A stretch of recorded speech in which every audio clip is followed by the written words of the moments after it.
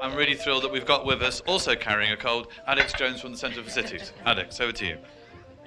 Thank you. I think it's a requirement to be on the panel to have a cold, and if you don't have a cold yet, panel, you will by the end of this session. I'm really pleased to be here. I'm Alex Jones. I run the Centre for Cities, and I'm going to be talking while covering for people as they swap mics and get ready. Centre for Cities, for those of you who don't know, it's a think tank. It's the only think tank dedicated to understanding and improving UK city economies. We're all about understanding what makes places work and how you can get them better. Lots of data, lots of reports, all free on our website. And a lot of the work looks at, how do you get change to happen? We do a great deal on public-private sector partnerships, on land, on housing, on infrastructure. How do you get things to happen? What are some of the principles? What are the frameworks that people need to work with? How do you get partnerships working? And so many of the themes that we've heard this morning about leadership, about vision, about focus, about being clear, what are the outcomes? How do you measure them? All of those very much resonate with work that we've done around the country about what's effective and what's not effective. But one of the most popular things that we do, and I think others do, is look at case studies. Because actually all the frameworks are really helpful for structuring things, but what the case studies do is give you an insight into actually what did happen, specifically. What did you learn? What went beautifully well? What went terribly wrong? Or I'm sure not terribly wrong for any of these, but perhaps could have been improved. And what did you achieve as a result? What are the lessons that you learned from that? I think once you get those kind of tangible results, that sense of what actually happened, it's much easier often to take those lessons and take them back to what you're doing. So I'm delighted to be chairing this discussion. What I'll be doing is introducing the panel one by one. They'll get up. They've got 5 minutes. I believe they'll get waved at 4 minutes to say they've got a minute to go, and then I will wave at them politely from the front, because we're quite tight for time, and what I'd like to do is make sure they get a chance to really tell us about their projects, and then you get a chance, well, I get a chance, and then you do, to ask some questions and really kind of learn some of those lessons. So we're going to hear about projects ranging from securing investment through to delivering housing and jobs, and many of the themes we've talked about. How do you get these partnerships working? So without further ado, we've got Tony Danaher, Chief Executive of the Regeneration Investment Organisation, one-stop shop for helping find and assess UK regeneration projects. And Tony, you're going to be talking about 100 billion, I believe, of possible projects on the table, or perhaps not all of them, but some of the ones we don't know well. So Tony, welcome. Thank you.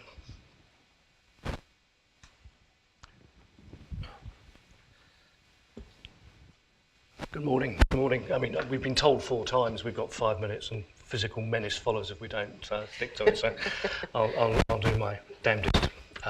Good. As you've been told, I'm Chief Executive of Rio. I've been the Chief Executive now for 9 months, which is just that threshold where you've got to stop blaming your predecessors for the things that aren't quite right. So down to me now. I'm going to do 3 broad things, again, very quickly. One is just explain the background to it, because I think it's highly relevant to some of the things we've been hearing about. To talk about what we've done and perhaps one example not too far from here. And then more particularly talk about this particular juncture in time and what the future looks like for us and investment into the UK. Rio was launched by David Cameron at a Mansion House speech in late 2013, I think it was. It was a surprise to a great many people, most particularly to the civil service, who still haven't forgiven us for being brought into existence without them knowing anything about it at all.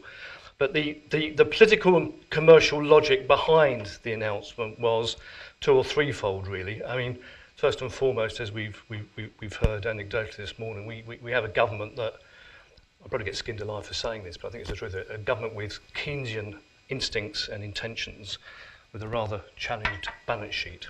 So therefore, to do some of the things it needs to do, capital has got to be sourced from very different areas, and particularly from different areas of the world.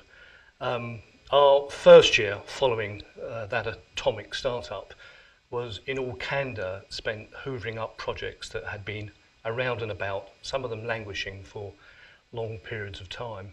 And they ranged from the quite sublime, and I'll talk about one of those in a moment, to the frankly barking mad.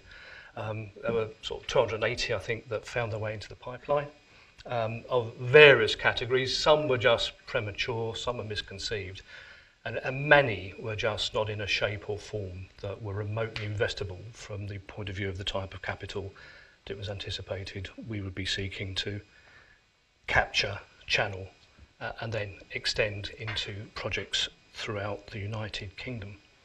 I mean, since that time, things have become a little bit more sensible. We now,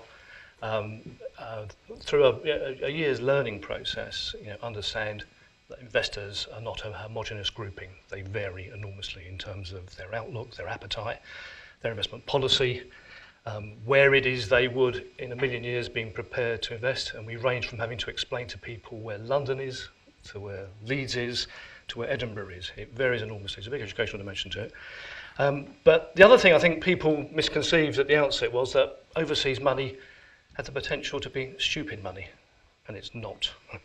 It's subject to the same analysis that every prudent investor goes through, and besides which, most of them are advised by some of the very talented people we've got here in London in terms of the things that they want to do. As I said, we have 280 projects. I think now it's about 32 of them are in commercial dialogue. What we mean by that, at some stage of the process whereby terms are being agreed through to lawyers being appointed, and notwithstanding Brexit and all the uncertainty of that, we're hopeful of having 2 announcements we'll be making in the forthcoming month. Projects selected to a variety of criteria. The overriding one is just the willingness of the local promoter, be the local authority, developer, LEP, or whoever, to actually do what is required to get to the point where an investor can take the project seriously. I mean, all too often, and I, in my past, have been as guilty as anyone, we shape projects, we frame them, we promote them, but the last thing we've done is talk to investors about what they want, and the process becomes a residual one rather than a driving one. That's starting to change. We look for projects where there is actual ownership of the land or the potential to own the land. Options would be an example of where people would have the ability to control the circumstances which operate. So many of the things we've looked at are in diverse ownerships, which will involve a month of Sundays to commit. We don't have the time. This is a government in a hurry to spend too much time on those. They get put to the back of the queue. We don't insist on planning consent, but we do a lot of work to ensure that it is at least a benign planning environment, if there is such a thing, whereby certain assumptions can be made on timescale. And the last thing, and this is quite important, where there are, to some extent or another, changing fundamentals. The most obvious one of those is infrastructure, but beyond that, population growth, anticipated population growth, greater evidence of student retention would be things that investors are very keen to anchor into. To date, we've secured around about 11, I should say we don't do deals. It's quite strange, the property industry, everyone except the principal seems to take the credit for the deal. We don't do the deals. We seek to align the parties to get the deals done. But in that context, during our existence, 11 billion has been secured into the UK, 8 billion of which is from overseas, which represents, I think, Martin will correct me if this is wrong, I would say circa 12% of the total investment in property over the corresponding period. So it's quite significant. Additionally, we have Legal & General here today. We call it a fund. In fact, it's a co-investment model with Legal & General, where they've allocated 1.5 billion. So far, we have 2 deals that have been done, with hopefully a further 2 coming in the pipeline. But the firepower of that co-investment model is circa 15 billion. We anticipate doing comparable, albeit different things, with other major UK institutions, very much with a view to attracting partners from overseas who see the benefit of working with a local institution of that stature. We've worked in Leeds, Manchester, Glasgow, Cardiff, London, and London is perhaps to respond to the brief, is the project I'll talk about. Battersea Power Station, which I think was referenced in the conference literature. I grew up in London. In fact, I spent a lot of my life going to school, walking along the river, looking at the power station. Pink Floyd fans know all about it. Poirot fans see it in the trailers that are run for Poirot. But it's sat there now for the best part of, or had sat there for the best part of 40 years. And despite 4 attempts, nothing had actually materially changed in terms of the commercial prospects for what historically was quite a disadvantaged part of London. A disadvantaged part of London that sat cheek by jowl with probably the most expensive residential real estate in the capital. 1 minute, God, I've got to hurry up. 2 things occurred. First and foremost, we very quickly established that the Malaysian sovereign wealth funds were very keen to diversify into Europe and particularly the UK. We quickly established that they were prepared to take development and construction risk. But beyond that, we established that a prerequisite of all of that was government involvement. In the case of Battersea, it took the form of two things: modified planning consent that altered the cash flow run over the various phases of the project, and the TIF financing of the underground station. Not there on that yet, but it's well on its way. And it shows the convening power of that black door in Downing Street. It is immensely powerful in terms of what we do, and actually what day by day many of you do. Going forward, Rio's trajectory is very much related to government priorities. We've stopped hoovering up projects. We will be working extensively on HS2, on the station regeneration programme, the estates regeneration programme, the EZs, and probably the revitalised town centre programme, using an advisory board that includes a couple of people in the room, including Duncan, who will entertain you shortly, who will be becoming very involved in getting hold of some of the projects that we need to shape in a particular way to make them investable. At which point I'm risking physical menace. I'll shut up. Thank you very much indeed. Thank you very much, Tony. And now we've got Richard Upton, Deputy Chief Executive of the U&I Company. I believe you're going to be talking about your portfolio of projects in London, the South East, Manchester and Dublin, and kind of working with the community while creating productive places. None of that, Alex, sorry. Lovely, all right. Well, I'm going to talk about one specific project, which is Deptford. Excellent. Seriously, well, I'm going to try and keep it to 6-ish minutes. 5 visitors. Otherwise I'm in trouble. I'm going to talk about what's in my heart as well. I'm going to use this slot to argue against our industry's blunt instrument approach to land. I see it every week, and to housing delivery. To argue against what I see often as a two-dimensional race for units, just housing units. To demonstrate how a more empathetic, intuitive, fine-grained approach to regeneration delivers greater results, and one that respects the parochial distinctions of place, things like heritage and culture, which this project does, and enhances those things rather than just tramping on them every single time in a Klondike rush for more housing units. Now that can create more happy, resilient communities and socio-economic productivity. And I might argue that the best way to do this is through public-private partnership, which is why we're here. Which PPP didn't become my company's specialism by any coincidence. Our portfolio now is 4.7 billion of gross development value, 2.3 billion of that is in partnership with the public sector. We recognised a long time ago that holistic and transparent long-term collaborations with public-private partners are the best way to great regeneration, which is what drives me. We're making much more productive use of all this public land that our country owns, and there is a significant quantum of it. Now, there are homes, yes, we can deliver homes, but everyone's talking about housing crisis and homes, but these projects can deliver community spaces, student beds. Our projects are delivering libraries, dance centres, street markets. There's a street market here, museums, mixed in use. It's a lot more granular for all people in our society, not just investors in property as some form of housing derivative. So we've built up this unique expertise in complex stuff, responsive mixed-use development. The old vinyl factory, some of you have seen in Hayes, is a fantastic mixed-use scheme. To Hayes and Sittingbourne, more recently for the headquarters of the London Fire Brigade, overlooking the Houses of Parliament in London, in Lambeth. So we've become a partner of choice because we've never pretended that one size fits all works for anyone. It's actually not what local authorities and government bodies want.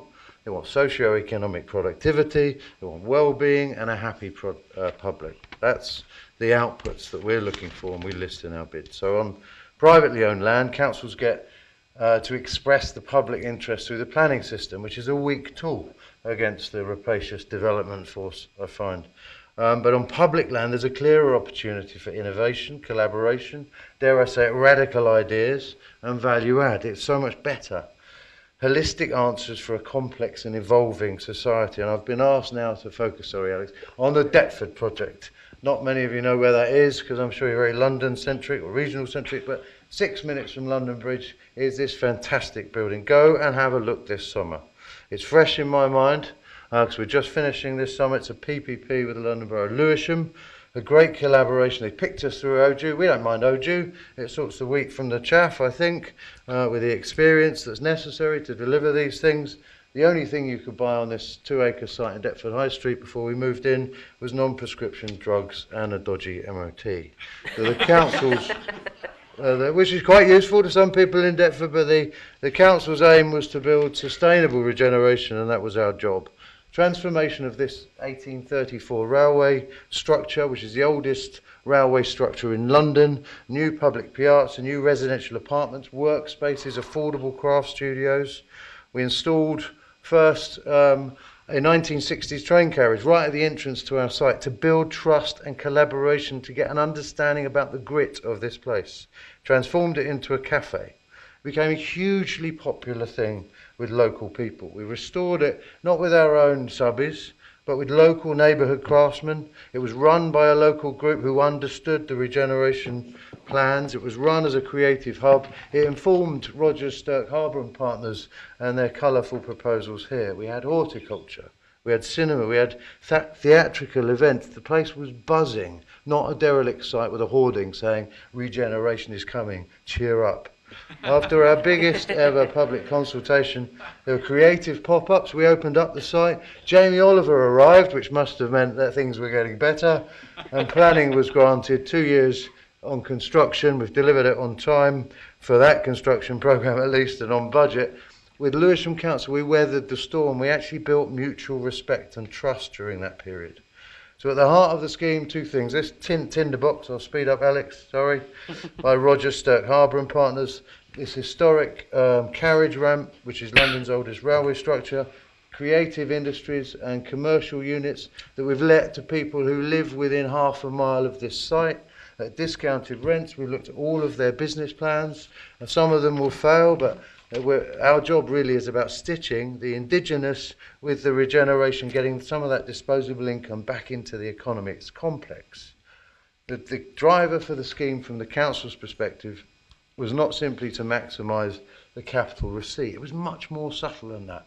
Led by Sir Steve Bullock and John Miller, brilliant people, they realised that they needed to create what's special about Deptford and not throw the baby out with the bathwater, just develop it gradually, sequentially, to create an amazing place. And the socio-economic benefit long term from that great place will be much more powerful than a one-off land receipt. So as developers acting alone, we spend far too much time telling people what's right for people. And more units, more cranes, more units, and what we find hard to admit is sometimes these public land deals, a one-off sale, are a scandalous sell-off, unless they're usefully, productively employed.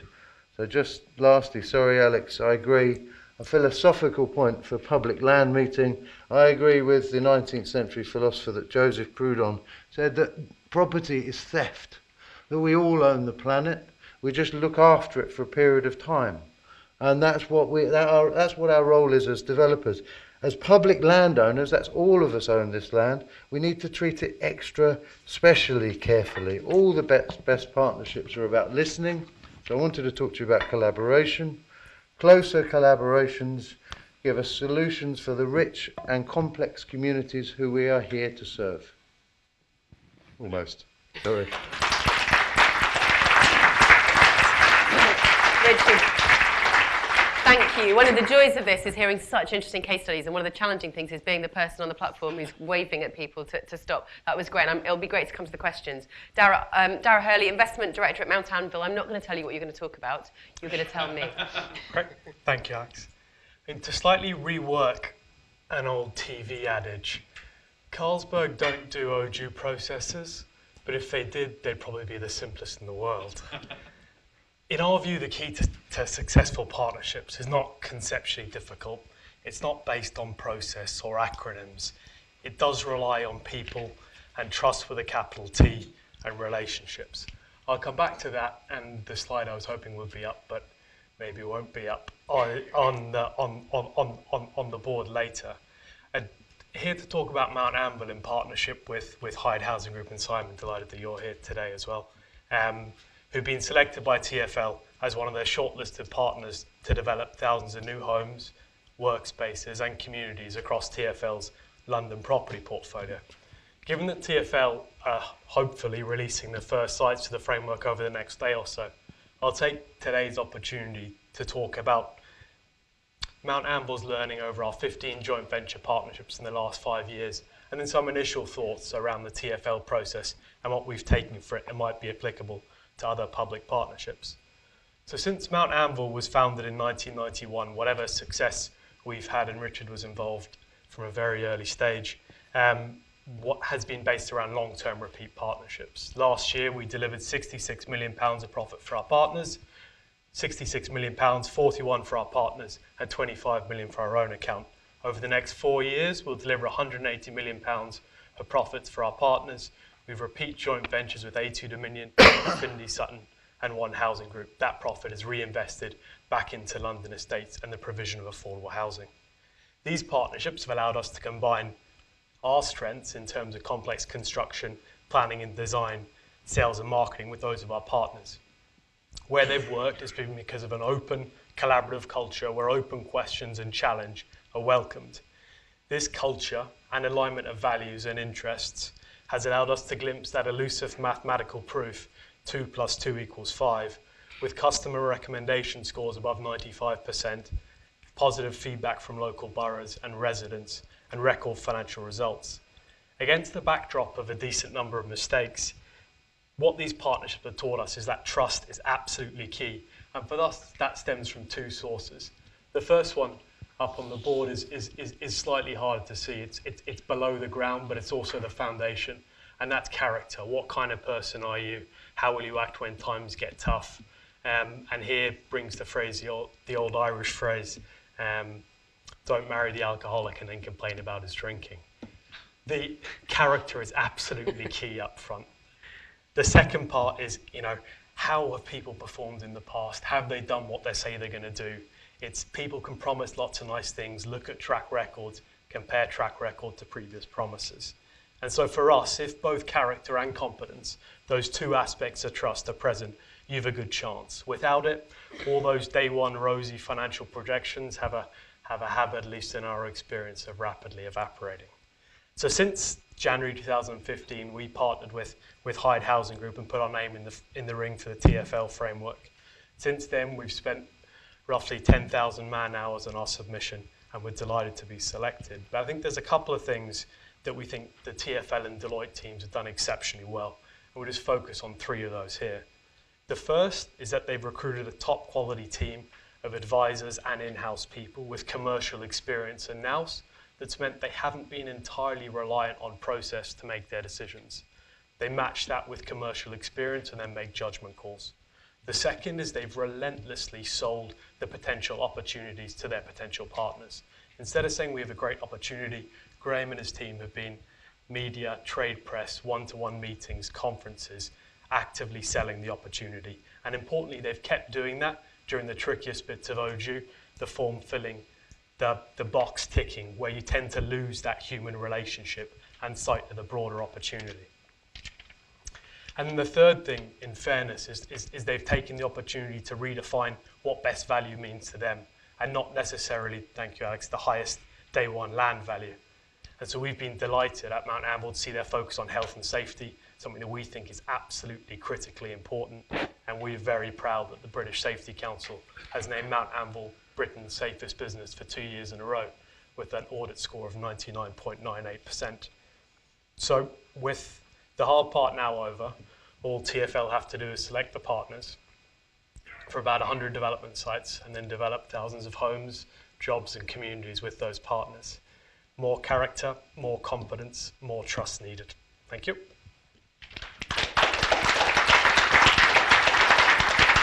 Excellent. Thank you, Dara, very much for your time. And don't say you're not getting advice from this. Don't marry the alcoholic is something you can take away, as well as all of the other things about the scheme. Well, you can marry him, just don't marry him and then complain about it Sorry. Yeah. Duncan Sutherland, delighted to have you here, Group Regeneration Director for Sigma Capital PLC and a non-exec director on the board of HS2. Welcome. Thank you. Talking about alcoholics, I come to the desk as a Scotsman. I'm going to just give you a talk. We've got several long-term investment partnerships, and I really do think investment partnerships are the way to go with public-private partnerships. Developers, with a few notable exceptions, tend to be very short-term in terms of wanting to get their profits out. Therefore, there is a role for them to play, but under long-term investment partnerships. All ours are about 15 to 20 years with local authorities. They're what Martin said a while ago, they're really asset-based vehicles. I'm going to give you a quick run-through on North Solihull, which has been going since 2012.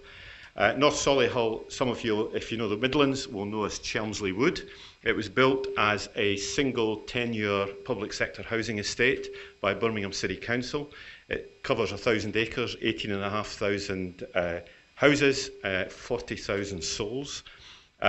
All the issues that you think, poor housing, high unemployment, issues with drugs, issues with young people not having anything to do and causing lots of issues, and so on and so forth. So big issue. In 1973, during local government reorganisation, this was transferred to Solihull. Solihull being one of the more richer boroughs in the country. Therefore, all the deprivation indices of North Solihull, Chelmsley Wood, were actually lost. So Solihull did not get any grants, single regeneration budget, city challenge for this area. So they decided that they would go out and find a partner long term to actually work with to actually help regenerate this housing estate.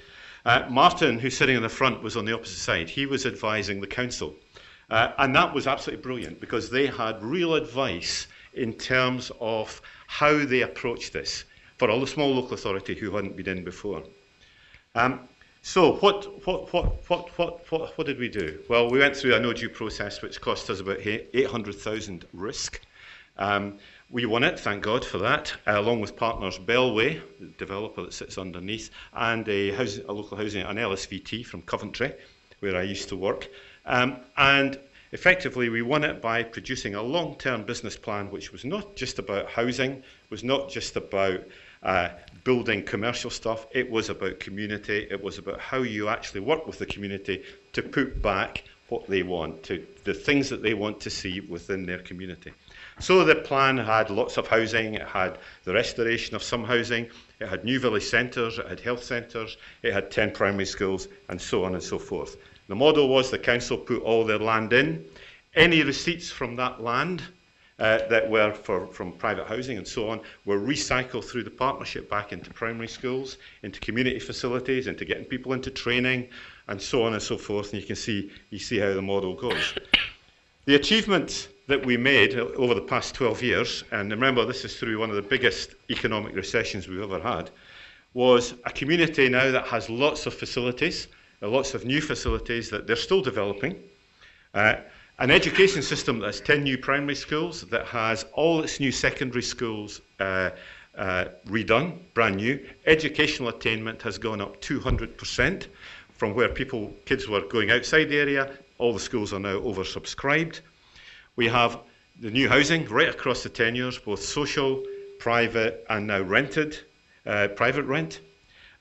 We've got rid of a Radburn layout, which was actually constraining and causing a lot of the problems. And therefore, yeah, still a lot to do. I mean, we've been at it 12 years. My view is it's a 25-year programme. And through that time, just taking some of the panel issues before, we have gone through 3 changes of council. And it's worked because of what the gentleman from Barnet was saying. There was consensus across the political divide. Where's my disappointment? My disappointment is where we've not managed to cut across the silos, as I said earlier on, and particularly on health. It's taken us 3 years to get one health centre built for a bunch of doctors who wanted to put a health centre there, and for a health authority that wanted the health centre there. How can that happen when you're dealing with community regeneration? And my big plea here is, from what I mentioned before, was we have got to concentrate on this at a local level, but actually deliver it, and delivery should be helped at national level and at local government level. Otherwise, we are not going to deal with these issues we've got right through the country at the moment. Thank you.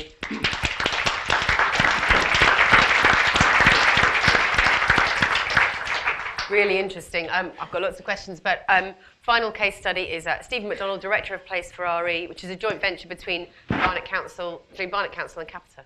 Yeah, good morning, everybody. Earlier, a colleague from Capita, Paul Clark, was on the podium, and he referred to Brent Cross as a dream come true. So I'm here to talk about that dream, which I lead. We're pretty used to at Barnet doing public-private partnerships. I lead a program, I think it's the largest local government regeneration program in the country, and we've got 8 different public-private partnerships. The one I'd like to talk to you about today briefly is the one about Brent Cross, which is the jewel in the crown for Barnet. I know we're not, it's a boys thing, there's lots of boys in the audience, you'll understand that size matters. Mine's the biggest. I've got 4.5 billion. It trumps anyone else's numbers today, almost, except for the gentleman from Rio. It's a whopping great scheme. And why Brent Cross? Well, basically, back in 1976, a shopping centre, an out-of-town shopping centre, the biggest in Europe, was built in Brent Cross. At a time, it was the first, and it was people travelled from all over the country to go to it. It's now tired. It's being taken basically to the cleaners by some of its competitors. And Hammerson's decided it wanted to, the developers for the shopping centre, the owners, to double the size of the shopping centre. You can't build out-of-town shopping centres anymore. It's against the law. You certainly can't double them in size. The only way you can actually build shopping centres these days is you need to put them in the middle of a town. Oops, there's a problem. There isn't one at Brent Cross. So the deal was between the council and Hammerson's and Standard Life, who own the shopping centre, that we'd build them the town. So that's what I'm doing. So 7,500 homes, 5 million square feet of commercial space, 3 schools, 3 parks, and a railway station. So that was all very well and good when myself and the chief executive agreed to do this with Hammerson's, which was about 3.5 years ago. And then we went, oops, how are we going to do that? Well, we better talk to the private sector. So 2 years ago, almost to the day, we went out to the market to find ourselves a partner. Now, I say that it's really important that we understand this. We recognise this is going to be about a 20-year program. There is no point going out, and in fact, I'm slightly embarrassed the fact that I've put the usual graphics up for this particular talk, because we recognise that anything you see here, which vaguely looks like some of the plans we've got, is not what we're going to be delivered in that sort of time frame. So we don't want a scheme. We knew we didn't want a scheme. We wanted a partner. And so the thing is, how do you get the partner you want? Well, first of all, we went out to, the other thing I should have pointed out too in this, and you heard the leader from Barnet earlier, he's been in my ear like a flea. Yeah, I'm an old man in a hurry, so don't hang about, Stephen, okay? So we got Capital Real Estate in, and one of the points that was made earlier is get some expertise. You know, we're kind of novices at this. We come at these sorts of things, local governments, from time to time. So we don't have the sort of skills that we need to take necessarily some of the really important and difficult decisions. The other thing we recognised is, you know, when we said we were going to take 2 years to do it, take 2 years. You know, you guys from the private sector, if you want to actually bid for this stuff, it's expensive. I mean, one of my other colleagues here in the panels talked about 10,000 work hours. You know, that is a massive investment. We recognise that and we're respectful of that. So we went out, and I'd like to say that we said we'd take 2 years, and from signposting to the market that we wanted a partner, we took exactly 2 years, and 2 months. I think I'm allowed that. The other results are, we actually got into shadow running within 12 months, and we are now in partnership with Argent, think King's Cross, and Related from America, so think Hudson Yards. So we've got 2 of the best developers from either side of the Atlantic, and we're really proud of that. And in fact, I'm slightly embarrassed about this, but we're now held up as sort of good practice of how to do how to go out and get a partner. It's too early for me to say whether it's succeeded, because, you know, this is a 20-year program, and we've only just embarked. But if the indications are at the moment to go by, we're in joint venture. The council and Argent and Related are in a 50-50 joint venture. I sit on the board, and so far so good. Ask me back in another 10 years and I'll tell you how we've gone. But we start on site in 2018, and you can look forward to coming to Brent Cross to do your shopping, to a bright new, sparkling shopping centre in 2021. Thank you very much.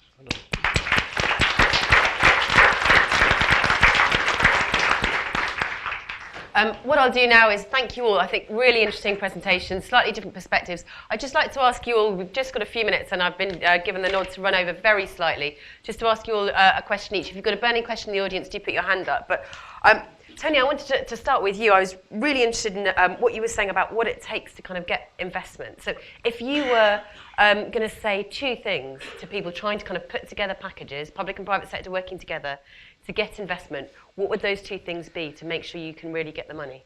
Yeah, probably more than two, but I'll be brief. I mean, the point I made during the presentation, to me, is quite profound. Do not see investors as the last stage in the process. They're not. You need to actually conceive of your project in relation to investor requirement. But to sum up some of the things that have been said, and this is quite vital from an investor point of view, the value systems and the ingenuity that can be deployed by locations or developers is absolutely key. Yeah. Not enough of it done. I mean, I'm a big fan of what's about to happen at Brent Cross. The lengths that were gone there to actually evaluate what was intended from the point of view of it being something investors could own, be proud of, and take a long-term view on will render that project successful, independently of the location and the other factors that drive development. So a kind of a genuine partnership rather than bringing them in later on. And it's that kind of long-term point, which is what you made then and before. Is that really what investors are looking for, long-term, or do they want quick wins? Well, it varies. I think that the type of investors we need to drive investors, first and foremost, need to have a return policy that is consistent with projects of that duration. They classically are looking, certainly in the case of the sovereign wealths and the large insurance companies, wherever they come from, Malaysia, China, so on, for returns that they can match against their ongoing pension insurance liabilities. You need to bear that in mind when you design your project. Unfortunately, very few people do, but it's changing. Yeah. We're becoming a lot more sophisticated. The last point I made very quickly is don't underestimate the power of central government support. It's vital. I'm politically autistic. I just, I don't get politics at all. But watching very closely, what has surprised me very positively is we have currently 3 people in government who do get the sector, leave aside the budget. Osborne, Greg Clark, and God help him, Michael Heseltine at 83, who's still having a major impact on this sort of stuff. So great. Seize your moment and use it. Thank you. And Richard, I really enjoyed your kind of presentation about how you kind of make sure this isn't just a hoarding. And you talked about the respect that you built very early on with the local authority. I mean, how do you do that? So for somebody starting projects, or even a little way into projects elsewhere, how do you make sure you do that? What would be your top tips? I wanted to add something to what Dara said about TfL, not to be sycophantic if they're in the room, but they did an amazing thing after we got selected as well, after our 11,500 hours of effort. Be more efficient, Richard. Yeah, I know. We put our heart into it as well. After we got selected, TfL came in, and the first part of their meeting, just to talk about the project, was talking about the value system. It was amazing. I mean, they didn't talk about property or anything else. They just talked about the way they will act, and I could see that the team meant it. So we have a value system. Cathedral had a value system. I know Mounttownville does too. We reveal both of our value system. That's what we live by. And if we ever cut across that, something will fail. That's the integrity. These things, we're in the risk business. So we're trying to make 12% net of tax every single year for the rest of time. Yeah. So by definition, we have to take a lot of risk. We have to manage it. And we'll manage it by a deep understanding of each other's values, and of the people involved, and also of their imperative. Lewisham, for example, were all about the quality of that place for their existing community and the productivity of that for all of their electorate. It wasn't a property transaction. Yeah. To understand that will fail. Yeah. I think that's really interesting. And Dara, you were certainly talking about that as well, and the importance, it's been a theme throughout the day, of trust and building trust. Are there very specific things, because one of the joys of case studies is specific ideas that people can take away and actually kind of make happen. To build that trust at the beginning, to kind of establish those relationships, to be clear about the value systems, are there any kind of 1 or 2 tips you would give people about how do you do that? And others might have an answer. And the first thing, I guess, is from our perspective, find decent people. Yeah. Aligned value system, as Richard's touched on. Aligned interests. For us, the best JVs are always 50-50. You put half of the equity and you take half of the profits out. don't bother with complicated prefs, promotes, however many ways you can cut the thing. From our perspective, alignment of interests, alignment of values from day one. Communicate, communicate, communicate. Put your hand up. If there's bad news, communicate it really, really early. We all make mistakes. The first thing we do is pick up the phone to our partner, not send an email or write a committee report. Pick up the phone. We've made a mistake. Here's our proposal. We won't do it again. Great, thank you. And Stephen, you were nodding at that and how you kind of very build things. specifically to answer the question about what tips and what we did with Brent Cross with the shortlisted partners is we actually ran a series of workshops with each of the shortlisted bidders over a series of a couple of months, quite expressly, not so much to get an understanding of what they wanted to build, but actually to understand how they approached the subject matter, how they were going to work with us. And that was quite explicit, and we were very explicit with them, with the bidders, that that's what we were doing, and we were looking to see how they worked with us as a public sector, rather than to tell us what they wanted. Great, thank you. And I need to wrap up. Very final word to Duncan. If you were starting up the project now in North Solihull, what would be the kind of 2 things that you would tell yourself or to whoever's starting the project? This is what you need to remember. You need to have a local champion. I think that's one of the keys that we've found. If you've got a local champion, either in the local authority or the LEP, whoever it is, and they're pushing from their side, they galvanise spirit at their side. Okay. And I think that's really important. I think the other thing is not to have an economic recession. Okay. Not helpful. Duly noted. Thank you all very much. We could have talked for hours about that, and thank you for being so brief. And can I ask you all to thank all of the contributions?